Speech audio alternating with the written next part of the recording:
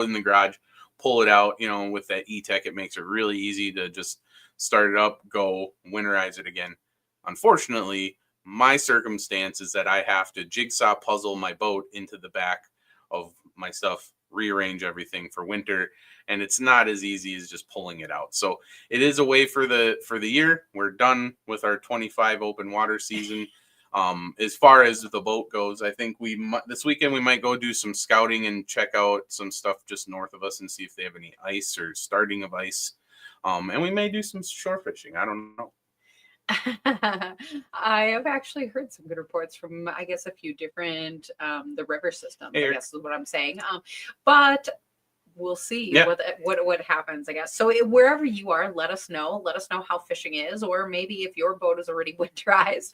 And I guess the other thing is, let us know if you're looking forward to the expo, because we sure are as well. Mm-hmm. And I guess without further ado, let's bring in our guests. So Coot and Coot Jr., thanks so much for being here this evening. Hey, guys.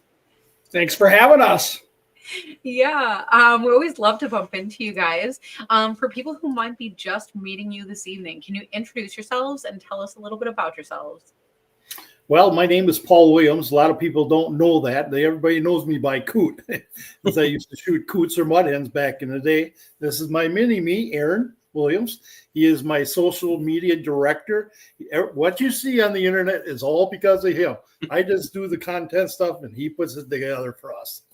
Yeah, so I've been doing his stuff relentlessly for 6 years straight. Everywhere that there's a social media app, we have an account. So I'm behind the scenes, and I usually like staying behind the scenes, but tonight I'm in front of the screen. And actually, I love the way that you say relentlessly, because sometimes people hear that term and they like wince like a bad thing. But I think what the thing is social media is that, that constant output of media. And that's one of the things that's so fun about following the Coot, your page, because there is always so many different things that are getting put out. So always a fun experience. Yeah, we try to give a lot of funny stuff.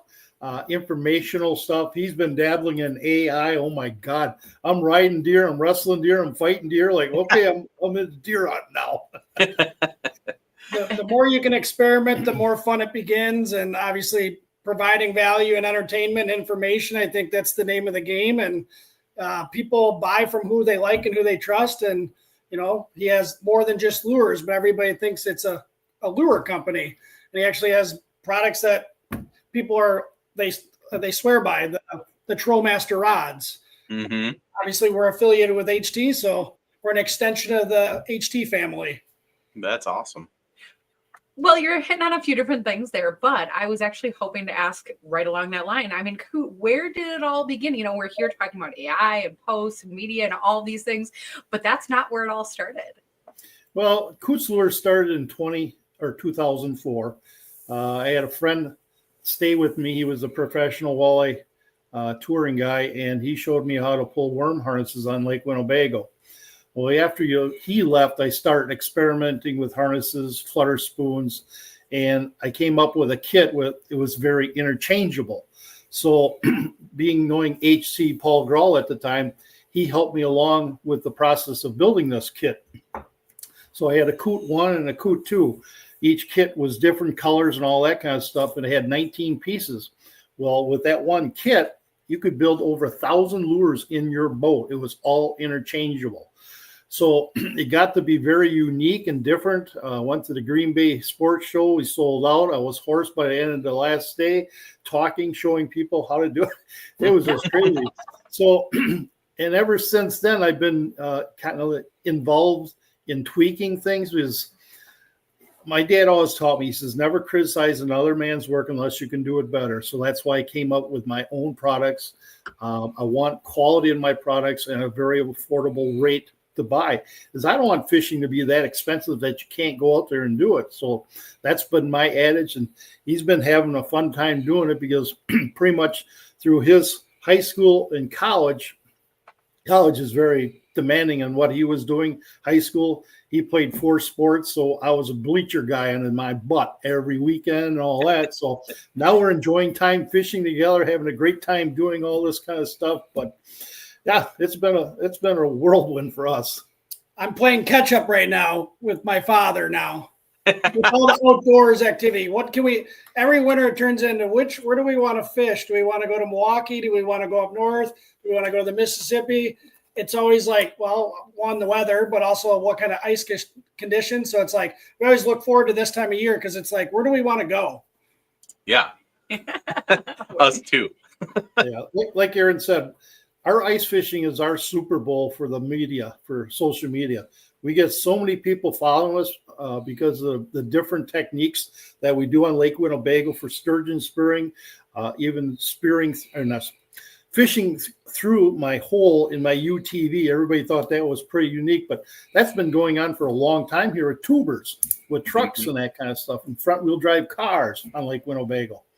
But I'm looking forward to the ice show in Oshkosh. I got to put on 2 seminars Saturday and Sunday. So he'll be there filming and getting all the content for us. And you guys will be walking around doing your content filming and all that. So we're really looking forward to that.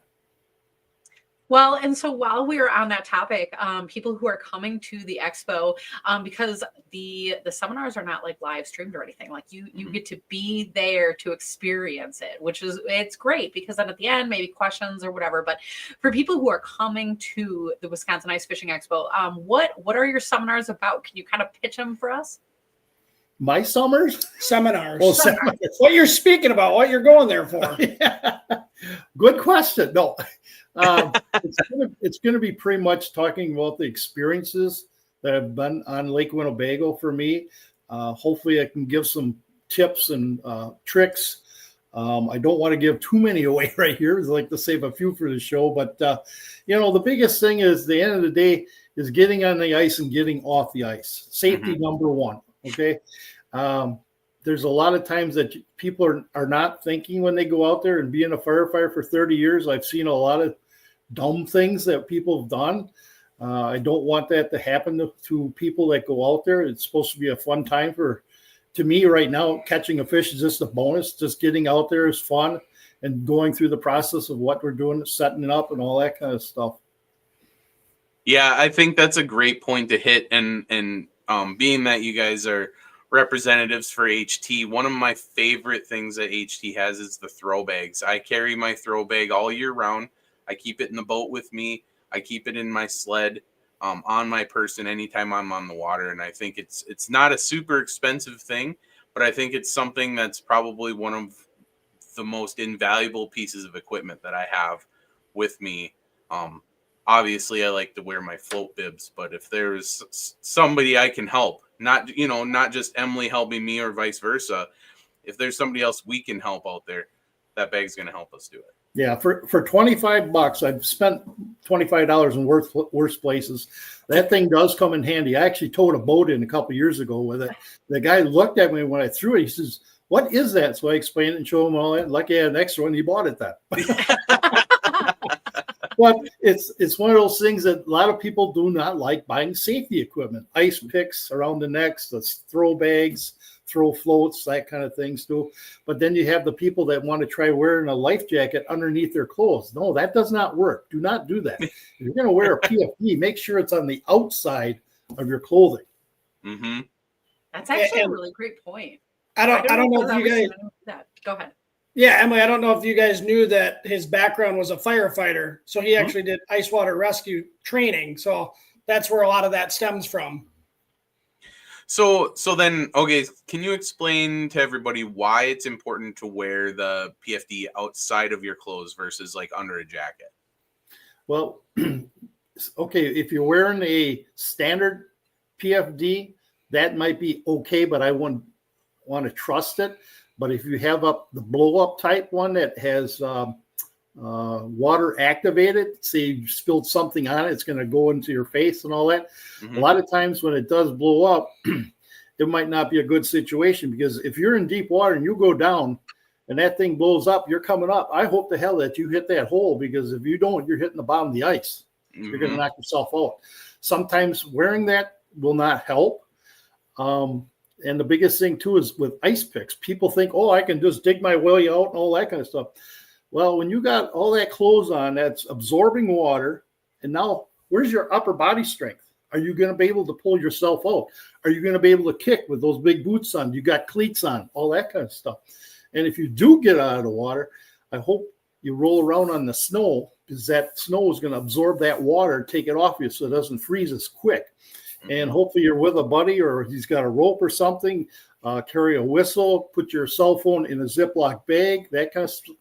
It's always early ice and late ice, okay? But as Donnie Herman says from Sunk here down in Oshkosh, the ice is never 100% safe. I always say it's never safe ice is ice in a glass. That's true. It's sometimes, for me, that's not even safe. Yeah, a lot of because I have a drone, I don't traditionally like to post that people go in, but I do it for the safety of others in that there's certain regions, especially Lake Winnebago, there's a lot of cracks that form. So I think that's another reason why we post so heavily on ice reports with the local fishing clubs. That's what I usually recommend everybody is follow all those pages, because those guys gives daily reports on ice thickness, visibility of how far to go out. So depending on which lakes you're fishing in. Now, last year, thank goodness Aaron had his drone. We put it up to see where we could go or not go, and lucky we did, because we would have drove into that water. There was no wind, and it looked like ice going out there, and it was only like 100 and some feet. Yeah, you could see on the when I flew out, it looked like little ripples, and I was like, I thought we were just seeing that, and we walked out towards that area, and it was all open water, and all the guys around us, there was probably 5 to 10 fishermen. One had his son with him, and we're like, don't go north, and that was right before sturgeon spearing, so that was in February. You would think it'd be perfect, but there were certain parts of Winnebago that just kept getting bigger. Yep. And the thing with Winnebago being such a shallow lake, 21 feet at the max, well, maybe in 20 feet in wintertime, down in the south end where we live down by Wentz, they have a couple islands, and it's shallow down there. Well, last year we didn't have much of a snowpack. So when that sun does come through, it's heating up the rocks on the bottom. So it actually causes that water to warm up, and the ice melts from below. Now, on a river system, it's also doing the same thing. It's eroding from the bottom. That's where we found out how shallow it was and how much open water was out there. Part of my seminar is going to talk about, okay, you come to Lake Winnebago, where do I find my information? A lot of it's going to be from clubs around the lake. Start up at the north end, you have Paynes Point. You come to Oshkosh, you got Otter Street Fishing Club. You get down to Wentz, you got West Shore Fishing Club. You get down just past Wentz, it's called Friendship. Then you get down to Fond du Lac, it's some tip of the or bottom of the lake club. Then you get up to Quinney and Pipe. They got clubs. Then you get up to Stockbridge. They have a club. I don't think High Cliff has one, but Bill Lodi from Rip and Lips down in Fond du Lac. He runs a great social media down there. It's called I lost my train of thought. If you guys are tuning in, comment below your pages so that we can find you easier. Yeah, that would be really helpful. And I was going to actually say you're naming off all these clubs, and that is a great way to get information. One of the other ways that people feel like they need to get information, though, is by having the biggest and best graph. And then we actually have a question here from Edward. He's asking about, I guess, graphs, especially crappie fishermen. Any certain reason why people seem to prefer Garmin? Do you have thoughts on that? I do have a Garmin. I just bought it last year. It's actually a live scope system. Is very, very detailed. I was quite surprised. I only have the 32. I didn't get the 34. But for him and I, we were just pretty impressed with it. And well, this year I upgraded my boat, so I do have a live scope from Lowrance in there. Technically, when I look at all three of them, I think they're all great. It's just depending on what kind of money you want to spend. Ice fishing used to be a cheap sport. Now it's going to be a very expensive sport. You know, it's how you want to get out there. How do you want to fish these fish? What do you want to look at? Do you go camera? Do you go live scope? Do you go just sonar? You know, there's so much technical stuff out there. Mm-hmm. I tell him every year, ice fishing is a lot of work. I think it's neat, though, obviously, like AquaView, like on your sponsored behind you, like it would be neat to have underwater footage of certain fish. But then there's obviously debates on, are fish scared by the pinging of the device, whether it's live scope or it's the old school methods of like hummingbirds that we used to have.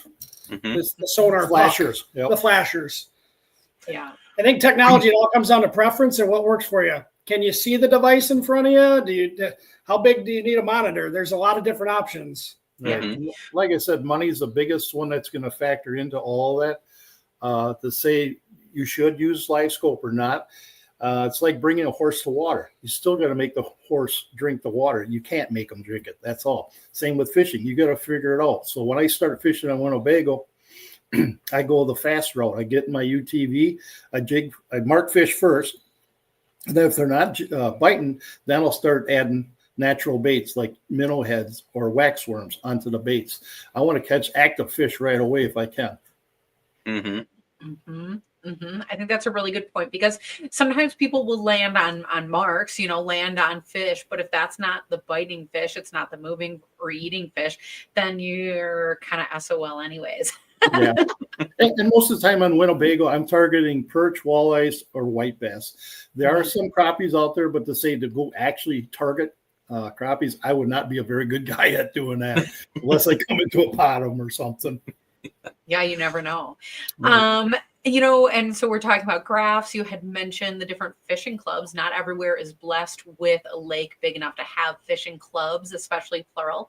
And James is making a great point in the comments to talk to your local bait shops, because no matter where you're at, there is going to be a place to buy bait, and they are going to have some kind of insight on that local area.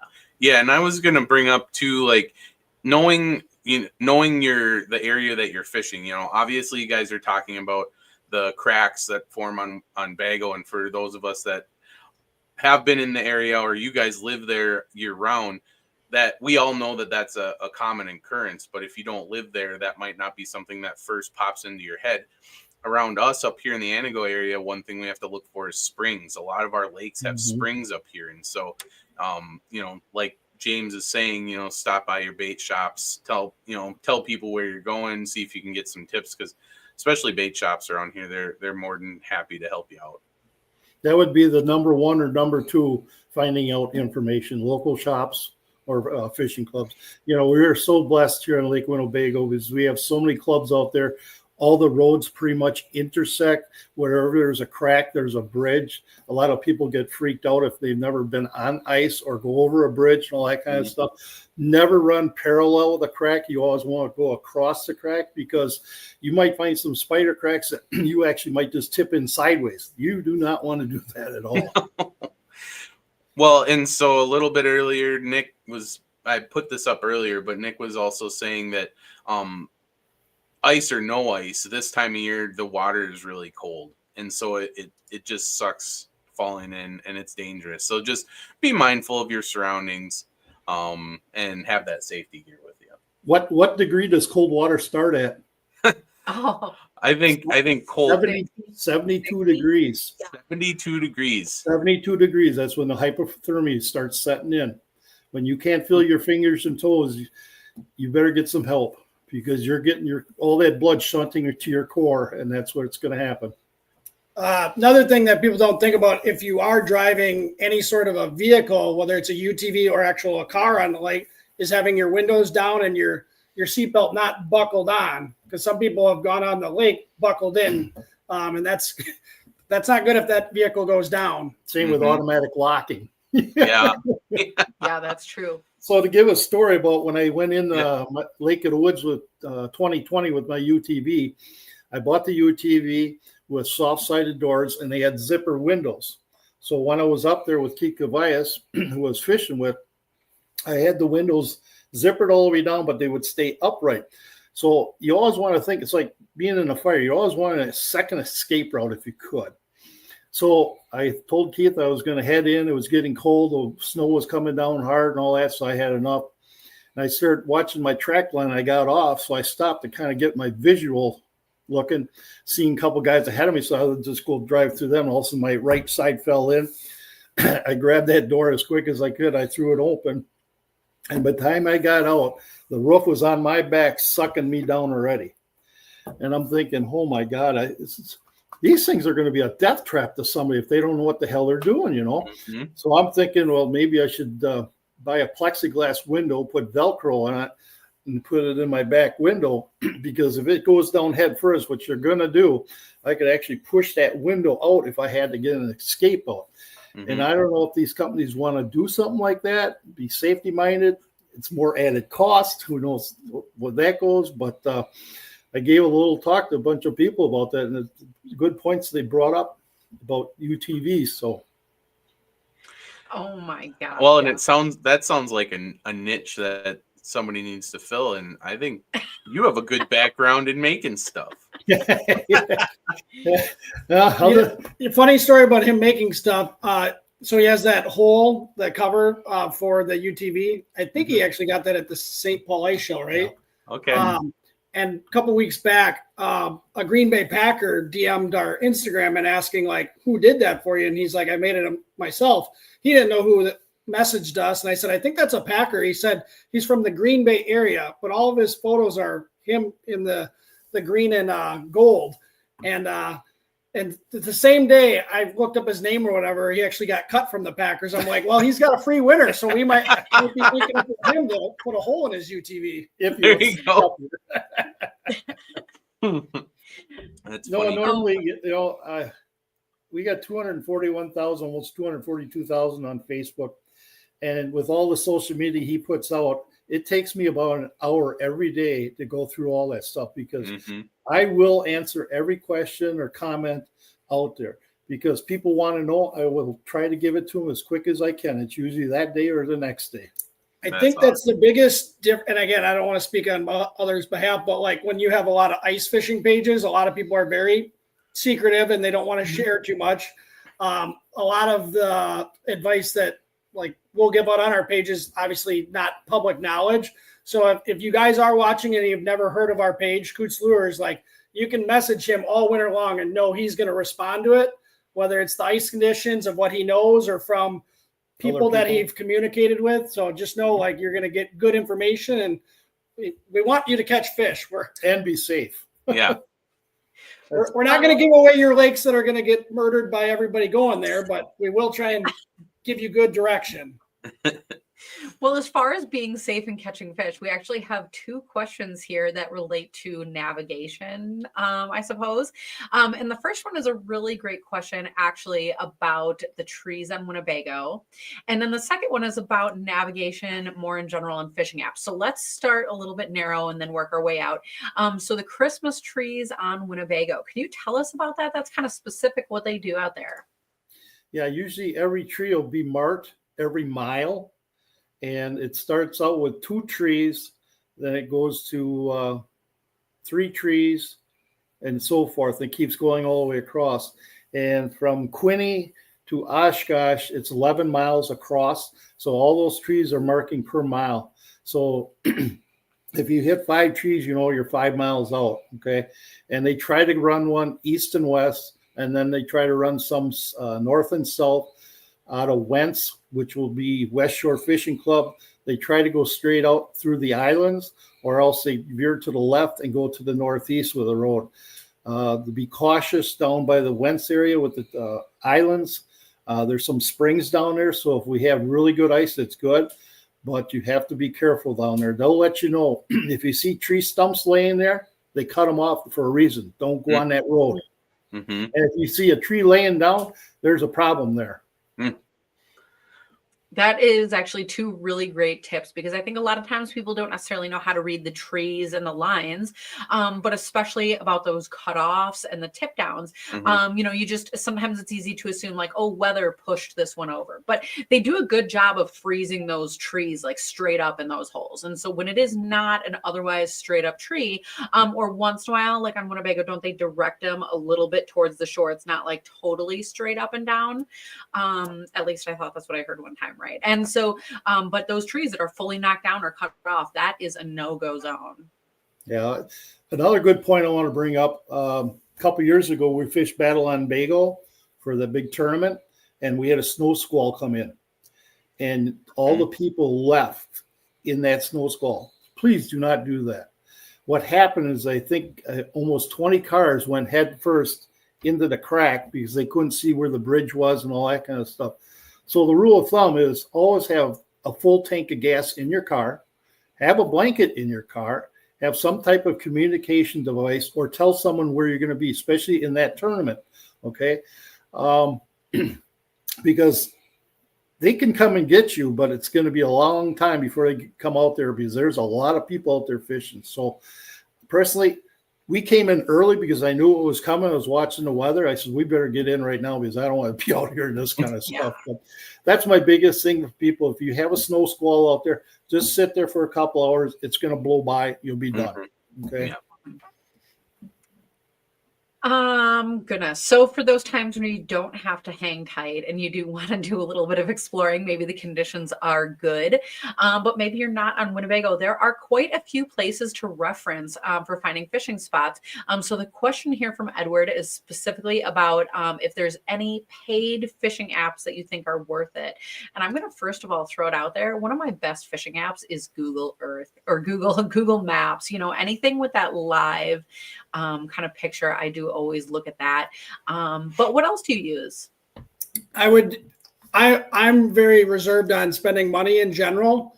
I would say follow every single fishing group that's possible in the area that you're looking to go. Post questions on those pages. We've met a lot of great people just through the internet. I think that's where you're going to get the best information as far as like good reports, because that's going to change on a regular basis. That's going to change on the ice thickness. That's going to change. And that's why going to the local fishing clubs is probably your best bet right away, because they're going to give you honest answers right away. They're not hiding anything. Paid fishing apps, you don't know their intentions of what the purpose of what they're trying to do out of that. I'm an advocate for free. Facebook's free, right? You don't pay for that. Mm-hmm. I would say follow every fishing group in those lakes or those general area and ask questions there. Yep. Well, and I'm going to throw this one in here. We got Onyx Fish. I think that's come a long way in a short amount of time. It's been really helpful. It kind of combines what Emily was saying with the Google Maps, but it also adds stuff like you guys were touching on, like it shows you weather, it shows you some wind direction. It also gives you a little bit of tips. So like if there is a snow swell coming, you can check that app and it'll show you on there, and it can, maneuver you around the lake safely a little bit. And so I think that's one worth just looking at. There's one other app that I didn't think about. It's called Windy. It was when we were in Lake Erie. Somebody told me about that because the wind changed so much out there. That's a pretty good one for wind direction, especially if the conditions get worse as the day goes on. Mm-hmm. Yeah, and I definitely agree with that. I have the paid version of Windy on my phone. There is a free version. I just like some of the extras that you get with it, and I use it all the time. And honestly, I think we heard about that from a Bass Pro fisherman. Like they use that. So that's one that's a really good one too. That's good to bring up. Here's a really bizarre one, since I've been dabbling with a lot of AI. I think it was last year I said, we're fishing in I said it out loud. We're fishing in Battle on Bago. How do I win this tournament? It actually gave unbelievable, good tips and tricks, because it's pulling everything from the internet. Right. So you're getting all the interactions from all these fishermen, and it actually gave really good advice that we would normally do. So yeah. We would have won that if we would have caught those fish. That's awesome. It's not a guarantee you're going to win, though, right? Okay. Oh my God. God. The biggest thing in Lake Winnebago, if they come out fishing, is look for the groups. Those groups are probably on fish. Drive respectably, not fast. Everybody, we did a video last year. This guy, he's just hauling ass across the lake. They do cause pressure waves. I've seen it when we were on the north end. Doing the Sauger reefs. We were cutting trenches in the ice, and each trench was 18 inches wide, 25 feet long. Then we go another 25 feet, then start another one. So we had some strength there. Well, as these dump trucks were coming out there, they're doing 30, 35 because they want to get this rock hauled out there and dumped. The wave actually came out of the holes like this. So don't tell me there's no pressure waves out there. It's true. It does happen. Oh, okay? Yeah. And And the biggest thing is these guys are going so fast. Oh, they ain't going to worry about nothing. I said, okay, try stopping. You're going to have 2 miles to stop and clear ice, you idiot. Yeah, no, absolutely. And it doesn't take a very big vehicle to start waves like that too, especially if you're moving at speed. Yeah, and last year we had 14 to 16 inches of ice. Yeah. It's, some people that's a lot, which it's not. Nah. As when I was a firefighter, I had to put on a Mustang suit and actually rescue dummies and people and all that kind of. I found I could stand on 2 to 3 inches of ice. I'm a big guy. And so I kind of know my boundaries where I can go on and that kind of stuff. When I was with my UTV up in Lake of the Woods in 2020, I was on 4 to 5 inches with a UTV. That's really sketchy. The only reason I went in, it was frozen snow. Snow is not a very good ice maker. You want clear ice if you can. So just kind of learn from me, the dummy that did do all the stuff. I want to pass it along here, okay? Yeah, and I'm lucky to be a water professional, and I'll tell you what, like there's times, like you said, when the ice is clear and you can stand on that 2 inches, inch and a half. There's also been times when, late season, we were talking about how most of the trouble starts early season or late season, and there's been late season where I've put my foot through 12 inches of ice. It was just a big honeycomb and it was just basically slush. There was no ice left in there. And so you just have to be aware of your situations, I think. And like you said, slow down a little bit. You don't need to be ripping all over the place because they're not going to go in. Well, unless you're a white bass fisherman, they like to rip around, but the fish aren't going anywhere. They'll be there when you get there. Mm-hmm. Any more questions out there? Nick just chimed in. How deep are you talking? I honestly, Nick, I don't know what that's in relation to. We've talked about all kinds of things here, ice depth and water depth and all kinds of things. So he's from Ohio. We don't have to respond to him. We know him well. He's an Ohio State fan. We don't speak to that. He's just one of those big guys. I actually do have some questions for you guys, since you guys do a great job with the Wisconsin Ice Fishing Expo. This is year number 2 or 3? 3. 3. So could you tell, for people that have never heard of this or even come down or maybe are considering the Oshkosh, what is the big hype this year that, because I know a couple things, but tell the people that have never been there, I guess. Yeah, I think for me, the big change this year is adding the second building. We have, every year there's been a major change. So the first year we stopped up Highway 41. We got a little bit in trouble by the law enforcement because everybody wanted to be there so bad that we created a traffic jam. The guys at the expo, running the expo, did a great job handling that. They moved it over to EAA. They did a great job at putting people in like a building and getting all the parking and stuff situation. We had like a trolley system. Like there was 4 buses constantly running, picking people up, dropping people off. We had food trucks. That was great. They expanded already. So every year it seems to be getting just a little bit bigger and it's getting just that much better. And so I think the excitement's about that extra building. I think we were talking earlier. I think the food trucks are inside this year. Yep. So that's really they're cool. They're going to be by the fish pond. Mm-hmm. Yep. And so there's a few cool things this year that I think are worth coming and checking out. Yeah, I mean, more vendors than last year. Yeah, say, always new vendors, always new seminars, always up-to-date products and those cool things that people are seeing on, Facebook and social media, and a lot of the faces that they see there too. So, I guess my favorite part of the expo, this is the worst answer ever, but is the thing that I never expect, right? Because every single expo I go to, there's always like somebody I didn't realize I'd bump into or product I didn't realize I'd find out about. And it's always that unexpected thing. That's always my favorite. I actually learned, I think it was at the Oshkosh show, the ice anchor adapter for the UTV. Yep. So basically, if you get stuck and you have a UTV with a winch, you drill a hole and you put this, just a tool that goes into the water.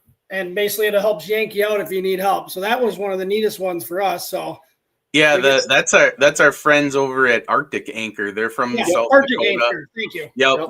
they have a great demo. I think they're honestly, well, I think a lot of the vendors that we have there honestly put on a really good demo display. You know, sometimes you go to some of these shows and it's just a booth and somebody's sitting behind it and they might have like a bowl of candy and in some backdrop, but I think the vendors here really do a good job at bringing out displays, showing people how stuff works. And the Arctic Anchor is one of those that's he has a very good, simple visual display on how it works. I know it's one of the controversial tools because people are always like, well, I can make that. And they're like, well, why didn't you? Yeah. but I honestly think they've done a lot of testing with the materials that they use. The design is made so you can put it in easy, get it out easy after you're done using it. So you know, it's definitely we picked one up last year also. It's very well engineered. Right. And so I think that's a good one to bring up. Last year, I think one of the biggest hypes we had him on the show a few episodes ago was the Ice Hawk tip up. So they're gonna be here again. Man, there's a whole bunch of them. That's the problem, is it's so hard to start naming them because you can't possibly name them all. Right. The website does name them all. And so definitely go and check that out. I guess I have to ask, what are you guys excited about? Well, I got a new vendor in there for you guys. It's called There's One. It's a new tip down system that he designed. And I helped him out last winter with it. And he's actually bringing it to market this year. So I told him you better bring a lot because there's a lot of people who are going to look and say, I want that. It's very well engineered. It works great. We caught a lot of crappies on it. So you might want to take a look at it. There's one. It was very tough for me, the guy that posts 50 times a day, to be told you can't post a single thing of today's trip. Because he was still tweaking it, and he'll be at Oshkosh only, right? Yep, only Oshkosh. So that's awesome. What I'm personally excited about is seeing the One Last Cast family. They have the coolest gear every year. They're very stylish. The hoodies that they have are really comfortable. Yep. So that's a booth I always go by. HT, we partner with Extreme Tackle. So Extreme Tackle carries all things HT. And now Minnesota, the state legislative change for the automatic hook setter. So this is going to be a very big year for HT in general, just because now something that was illegal forever, now they can use. And so sold out already, 7,000 pieces. Oh my I don't know if you got another order in or what, but it's going to be very unique. So Aaron and I go to the St. Paul Ice Show. We're with the Extreme Tackle there. We actually show and demonstrate product for HT, and you can buy it right there. And now at the Oshkosh Show, we got a booth with HT. It's just all show and tell. We just talk about our product, show you that kind of stuff. If you want, you go down to Extreme Tackle, and they'll have it there for you. And if you want to talk fishing, we can do that too. Well, and speaking of fishing devices, you had one last year. Do you want to give us a little update on how that's going? Yeah, well, we didn't get into production of it, but I'm a tweaker. I'll take a product and I'll tweak it. So what I did is I took our number one selling wind jigger, which holds a rod in it and bobs in the wind and all that kind of stuff. So I added a rattle wheel. I know Minnesota people love rattle wheels. So I have a little pipe that goes into the wind jigger, and it's got a rattle wheel on it. So to make it a little bit better, I drilled a hole in it. Now I can put my Firefly planer board light in it for nighttime fishing. So you can actually see the light spinning, and you can hear it with the bells ringing. And I can also put it in my shack as a dead stick. Now with the tip down, there's one. We helped design one just for ice shanties over in Minnesota for a pole, a tip down pole in their ice shanty. So check them out also. Just there's one. So his ice fishing design, this is how it happened. We were going to keep it secret for a long time. And he said, screw it, put it out there. So it's still being tweaked in real time. That's awesome. No, I love that. I love that. You go ahead. I've always heard and I've witnessed it lots of times. Ice fishermen are the best inventors of fishing gear. It's amazing, especially when you go to St. Paul Ice Show. That is the pinnacle of ice fishing inventors out there. You know, look at the people behind you. You got the what's that one? Deep freeze. Deep freeze. You love that scooper. You know, one wrist turn thing. Oh my God, we made a lot of people with that one out there. Holy moly! We do have a question though from Thomas Warrell. What's the best tackle for walleye from HT? Well, first thing I got to start out with: are you a rod guy or a tip-up guy? So you have to make your choices from there. I'm a kind of a rod guy because I like to sit my UTV and jig my rod. So I would go with the Fast Stick from HT. It's a medium action. It actually starts out round and goes to the end tapered flat. It's quite unique and different, and I just love hook sets with that one right there. I like the big eye. The big eye from HT. Yeah. And now with the Striker Pro coming out there, we're going to be using Striker Pro quite a bit for the automatic hook setter. Nice. And then some people swear just by the Predator Pro tip-up system. Mm-hmm. We don't really do a lot of tip-up fishing, but then when we see our friends do tip-up fishing, they seem to do extremely well with it. So HT is pretty well known for their tip-up because they were the first inventors of the ice fishing tip-up. Polar tip-up, yep. Mm-hmm. Nice. So, well, and nothing like a minnow for catching a walleye, and that's something that'll go on a tip up for sure. And it's an easy setup; anyone can do that. That's perfect. Yeah, and a lot of times we'll tip our artificial baits like Swedish pimples with just the head of the minnow. Sometimes it might just be the tail. Sometimes you need one maggot. Sometimes you need two. Sometimes three. You know, the fish tell you what they want, and you have to figure that out. That's the worst part about having an underwater camera is watching fish look at it and stare you down right in the camera saying, I'm not biting today. And you see it all day, and that's frustrating. You know, to piggyback on that, Aaron, like putting the camera down, not only can you see it staring at your bait, but they'll come over to the camera. And the camera is like a pretty big piece. Yep. And they're not afraid of that at all. But as soon as you put the little jig with a wax worm down there, they just fly away. It's amazing. Yeah, they know their lips are going to get ripped. Yeah. Oh my gosh, that's a good point though. Yeah. Sometimes the camera, they don't care. That tiny jig scares them way out. Oh, okay. So here's one for everybody. What's your favorite go-to jigs for perch? Oh wow, small, as small as you can get them. Yeah, but sometimes that doesn't work. 3 years ago, I caught my biggest perch up in the Bay of Green Bay on a ripping wrap. And he looks and he's going, holy, in the hole. Like, yeah, it's a 15-inch perch. That's my biggest one ever. I said, I got to throw that back. No, you're going to get that mounted. I says, why? It's a female. We want to throw it back. When you die, I get it. What? Okay. But I have zero. He's got a lot of fish on his wall. I have zero as part of a shared memory. So that's more important. There you go. Yeah. I honestly I do like using like a flashy spoon, and sometimes like it depends on what the mood is for the perch, because it can be a fairly big spoon too, but a dropper chain on those spoons really seem to work really well, and it combines kind of like that high vis flash with, like Aaron was saying, those smaller jigs, and the fish will approach the smaller jigs. But I think in my mind, at least, if I'm thinking like a perch, like you're pounding the bottom with a big spoon, you pull it up, and then something's floating underneath it. It's kind of like that spoon was another perch, like digging stuff up, and then there's food floating there, and then another perch comes in and grabs it. I don't know. It's not called Perch Junction for a reason. It's called Crappie Junction. So maybe you don't want to listen to me, but. Well, you know, a lot of times to me in wintertime, it's the barometric pressures. Yeah. That's a big key indicator in making fish bite. And I wish I had a secret bait. Like, I got to go to this one. This one always does it. They're always changing it up on me.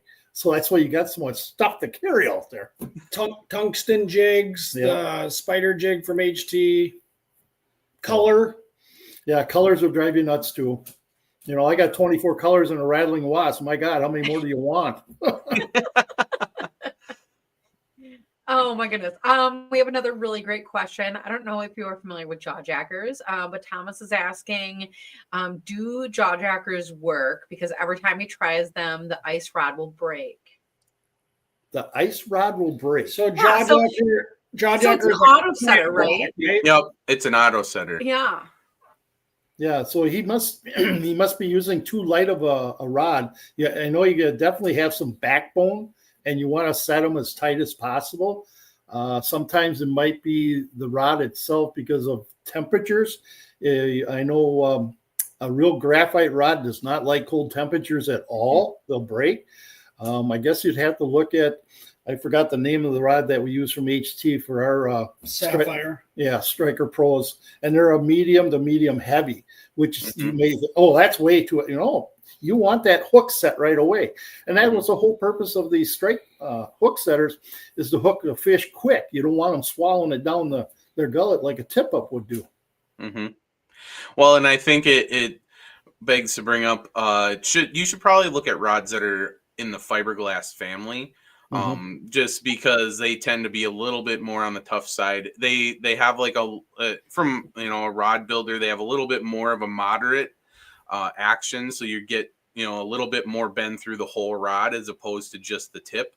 And with those like auto setting setups, you kind of want that power to be loaded all the way across the rod, and that's why you need to have those medium heavy to heavy rod blanks, because you have a softer action than you would in something with like a really tip sensitive rod. Yeah. Well, Kerry Paulson with the Automatic Fisherman, he is a very knowledgeable guy on rods. He has his own rods made up, so I think he'll be there too. Show. Yeah, so go check him out. He's very good at it. I took him out in a boat perch fishing. We had a ball out there, and he showed me all the rods he had. Like, holy, he has a lot. So please check him out. Yeah, that's awesome. That's the other advantage of going to these shows, is you can talk to these vendors and get very specific on like pros and cons to certain aspects of ice fishing, because there's so many different varieties of how to catch a fish. Well, and a lot of you guys and us as well, we all know each other from a year-round relationship, right? And so you guys can send someone over to Carrie, and Carrie might send someone over to you guys, just because we all kind of know each other. We know what each other's knowledge base is. And so that's, one of those things you get by going to an expo like this. Right. And sometimes that's the only place you're going to see it at the expo. Right. You won't see it at a big box store. It might have some at the local shops, hopefully. I've always tried to support local, and that's who I sell most of my product to. I don't really, the Fireflies are in Fleet Farm, but that was a struggle, and to get it, whatever, but we won't get in it. Yeah, I'm trying to support local. Trust me. Yeah. Absolutely. And that's something that's going to be very easy to do at the expo. So whether the expo is local to you or not, there is a bunch of great local to Wisconsin products and all kinds of stuff made by ice fishermen for ice fishermen. So like you said, what a great place to start that conversation, ask questions, and get excited for the season. So I have to say, we're getting kind of far into our time here. Is there anything else that you were hoping to talk about tonight that we didn't talk about yet? I don't mean to put you on the spot. Yeah, I need to let him share, but we have exciting news that happened 2 months ago to my family and now him, and he always forgets and neglects to mention it. So I'm going to make him share it on this live broadcast for everybody to know, because every time he gets off air, my mother goes, You forgot to mention. So I'll let him. I think he understands what I'm asking him to talk about. So we have a new addition to his family, our family. Summer Ray, our granddaughter now, 2 months old, just a little bundle of joy. So I'm happy they didn't have to name her Rainy Day. So Summer Ray's better. Congratulations, guys. So I have a daughter now and a son. So now when I go to these shows, I'm going to have to look for pink things and then all the things for him. So like now going to these shows, it's even more important that I go to all the different vendors to see what's kid friendly and what's going to get them involved for the future. Oh, well, we'll help you out, Aaron. I got an extra 3 rods now coming up. He actually last year, so Extreme Tackle has you reel and it lights up the barrel swivel. I've never seen that before, and of course I was like, I wasn't planning on spending anything, and I'm just like, yeah, I got to buy it now, Christmas present. Yeah. So the kid just sits there all day looking at the lights go on. Oh my Oh god. yeah. Well, hopefully you're bringing them to the expo. When you guys come to the shows, don't be afraid to come up talk to us. We're just regular Joe Schmoes, whatever, you know. I just get to experience fishing a lot more than other people, you know. I did my 30 years. I'm now retired. It's been 8 years now. I'd love to go fishing with my son finally every day when he can go with me. I take a lot of friends out just to get out there. Like I said, the bonus thing is catching a fish for me. Yeah, that is true. Oh my gosh. And so for the people who can make it down to the expo, hopefully they will come and say hello. For the people who maybe want to learn a little bit more, you're doing seminars. And so that is going to be a great time. Hopefully everyone comes and checks that out. Yeah.